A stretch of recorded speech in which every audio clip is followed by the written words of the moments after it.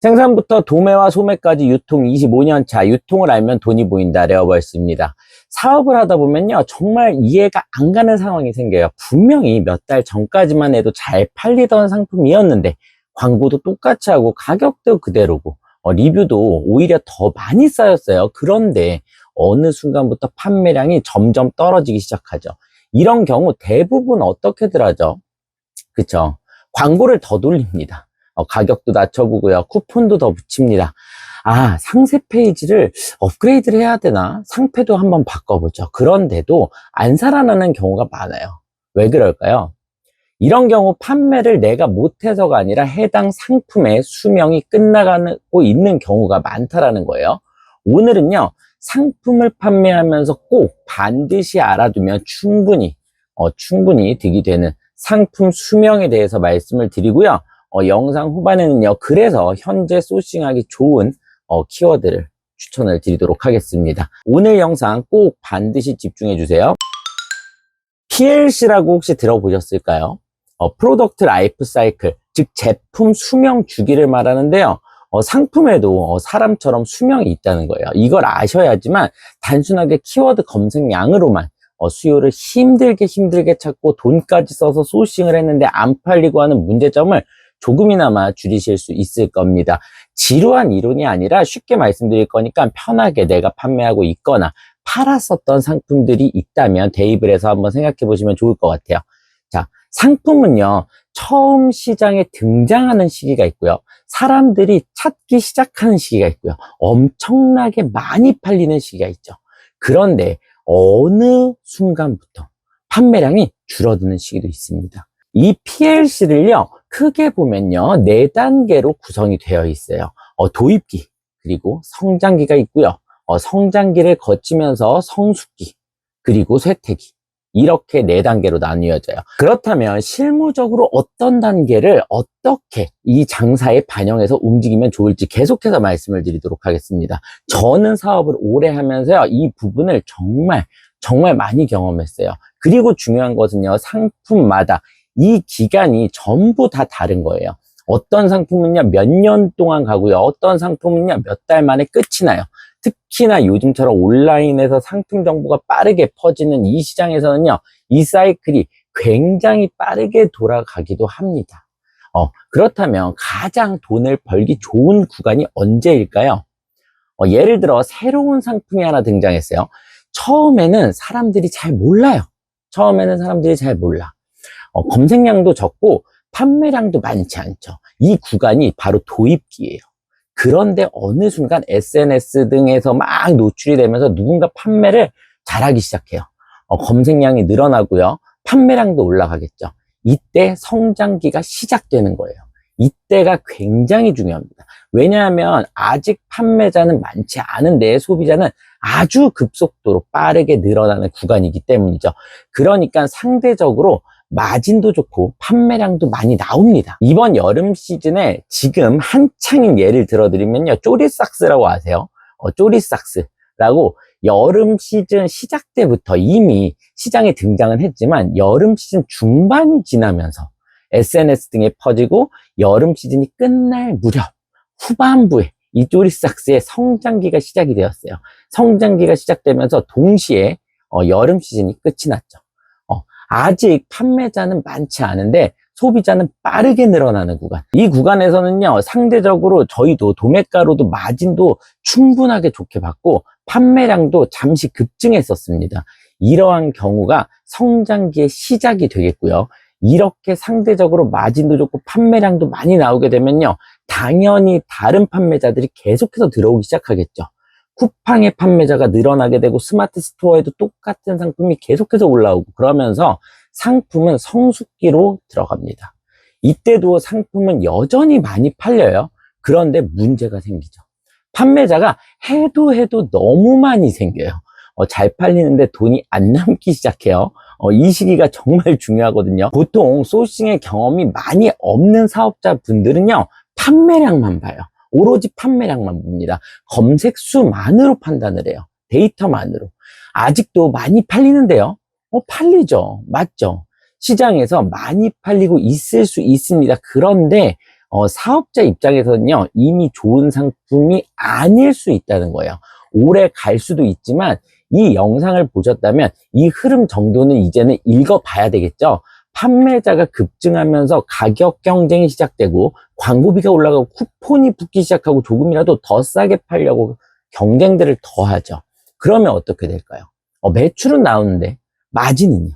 계속해서 떨어집니다. 역마진이 날 때도 있는데 나만 모르고 정산을 받을 수도 있어요. 판매량만 보다 보면요, 매출 숫자만 보다 보면요, 특히나 쿠팡 같은 데에서는 이런 상품들이 정말 많거든요. 매출은 나오는데 돈은 안 남는 상황이 무조건 생깁니다. 그래서 상품을 볼 때는요, 단순히 잘 팔리는 상품인지 안 팔리는 상품인지 이것만 보면 안 돼요. 이러한 부분이 정말 중요하거든요. 이게 영상으로 어떻게 표현이 될지 모르겠지만요, 세부 키워드들 기준으로 보실 거잖아요. 이미 마탱이가 가고 있는 애들이 있어요. 그래서 반드시 상품을 보실 때는요, 이 상품의 수익성이 지금 어느 단계에 있느냐, 이걸 반드시 같이 한번 체크해 보시는 게 좋습니다. 물론 너무 노멀한 상품들 있잖아요. 대중적이고 너무 노멀하고 트렌드에 따라가지 않는 이런 상품들은 이 단계들과는 전혀 해당하지 않는 상품들도 있겠죠. 많겠죠. 그런 노멀하고 평범한 365일 누구나 다 사용하는 그런 상품들을 제외하고 말씀드리는 거예요. 왜냐? 걔네들은 이미 저점이에요. 이미 저점입니다. 상품의 수익성이 어느 단계에 있느냐 반드시 참고하시고요. 그런데 여기서 사업을 조금 몇 년 하신 분들이 또 많이들 실수를 합니다. 예전에 잘 팔렸었던 경험이 있으니까 예전에 내가 잘 팔렸었던 경험이 있으니까 그 상품을 못 놔요.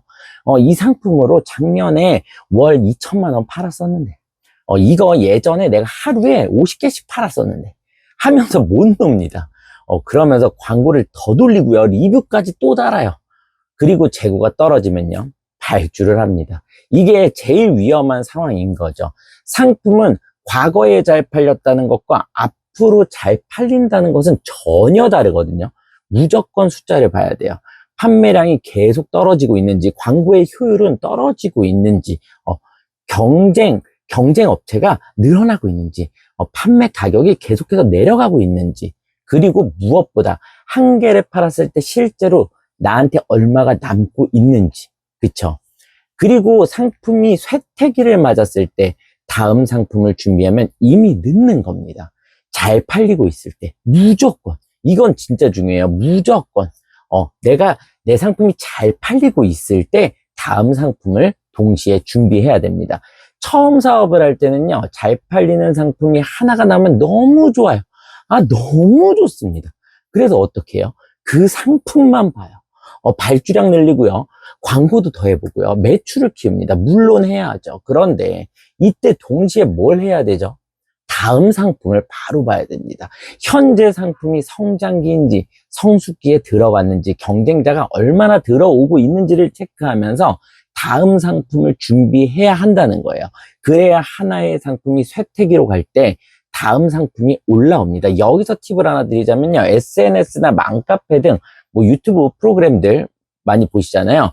보시다 보면 상품 광고들 특히 많이 하잖아요. 공부를 하는 인플루언서 계정들은 최대한 팔로우를 많이 해두시고요. 쿠팡 인기 상품들도 많이 보시면서 상품이 도입기에 들어서면 일단 째려보고 있어요. 일단 째려보고 있어야 돼요. 그러다가 성장기에 돌입을 한다면 미리 준비가 되어 있으니까 단순 사입으로라도 재빠르게 판매량을 올리면서 동시에 뭘 해야 되죠? 성숙기로 상품이 갈 정도의 느낌을 받았다면 바로 리패키지 작업이든 순발력으로 라벨링이든 후작업이든 후가공이든 하면서 어떻게든 내 걸로 변형을 시켜서 해당 상품의 성숙기를 맞이한다면요, 가격을 떨어뜨리지 않고 판매가를 떨어뜨리지 않고도 충분히 내 브랜딩을 하면서 판매량까지 같이 가져갈 수가 있는 거예요. 지금 말씀드리고 있는 게 저도 언제나 하고 있는 소싱 방법 중 정말 중요한 부분이거든요. 상품 하나를 잘 찾는 것만으로는 사업을 오랫동안 지속하기가 어려워요. 시장을 봐야 된다는 거예요. 그래서 저는 온라인만 보는 것보다 오프라인도 많이 다니고요, 전시회, 박람회 등등 뭐 도매 시장도 가보고요. 중국 시장도 매달 직접 나가고요. 일본도 나가고 하는 거겠죠. 잘 팔리는 상품을 찾는 것도 중요한데 앞으로 팔릴 수 있는 상품을 먼저 보는 눈을 만드는 것이 더 중요하겠죠. 앞서 미리 말씀드린 쪼리삭스는요, 아마 디자인이나 여러 가지 측면에서 봤을 때 한국인 정서에서는 조금 엄청나게 많이 팔릴 것 같지는 않은데요. 이미 성장기 단계에 진입을 했기 때문에 저는 내년 3월부터 한번 째려볼 거고요. 반응이 오는 걸 보면서 바로 상품을 업그레이드 하겠죠. 이 쪼리삭스처럼 작년에 이으면서 그리고 올해 키워드들 전체적인 움직임도 보면서 이번 가을 겨울 시즌에 추천드리는 소싱 키워드를 하나 말씀을 드리자면요. 바로 압박입니다. 압박. 제가 봤을 때 그렇다는 거예요. 제가 전체적으로 한번 분석을 해봤을 때 그렇다는 거예요. 무압박은 쇠퇴기로 점점 가고 있고요. 압박. 뭘 다 그렇게 압박하는 걸 좋아하나 봐요. 압박이라 뭐가 있을까? 압박이라 하면 뭐가 있을까요? 거기에 가을, 겨울에 뭐 보온성이 더해지면 당연히 더 좋겠죠. 압박 양말, 뭐 긴 양말이 유행이니까요. 양말도 압박 니삭스로, 압박 허리 밴드, 뭐 압박 타이즈, 뭐 무릎 압박대가 있을 수도 있고요. 압박 발목 보호대가 있을 수도 있고요. 압박 뭐 골반 밴드, 압박 장갑도 슬슬 올라가고 있죠. 그쵸? 등등. 괜히 또 튀고 싶다고 압박 헤어밴드 이런 거 만들지 마시고요. 머리 압박했다가 대가리 깨집니다. 정리를 드리자면요. 제품 수명 주기라는 거 기억해 주시면 되겠고요. 상품은 도입기가 있고 성장기가 있고요. 성숙기가 있고 결국 쇠퇴기는 옵니다. 그러니까 잘 팔리던 상품 매출이 떨어졌을 때 무조건 광고 문제인가, 가격을 더 내려야 되나, 뭐 가리뷰를 더 달아야 되나부터 생각들 하시지 말고요. 혹시 이 상품에 시장 자체가 내려가고 있는 것은 아닐까 라는 생각을 더 해보시고요. 잘 팔리고 있을 때 무조건 다음 상품 준비. 그쵸? 도입기에 째려보고 성장기에 액션, 성숙기에 들어갔을 때는 내 걸로 만들기. 그리고 다음 상품 준비. 상품을 파는 장사 기반의 사업을 하시는 분들은요, 시장을 정말 많이 보셔야 돼요. 상품은 계속해서 바뀌죠. 플랫폼도 계속해서 바뀌고요. 트렌드도 바뀝니다. 이 흐름을 읽을 수 있다면요, 다음 기회도 계속 찾을 수가 있을 겁니다. 좋아요, 구독 부탁드리고요. 행복한 하루 되세요. 지금까지 레어벌스였습니다. 감사합니다.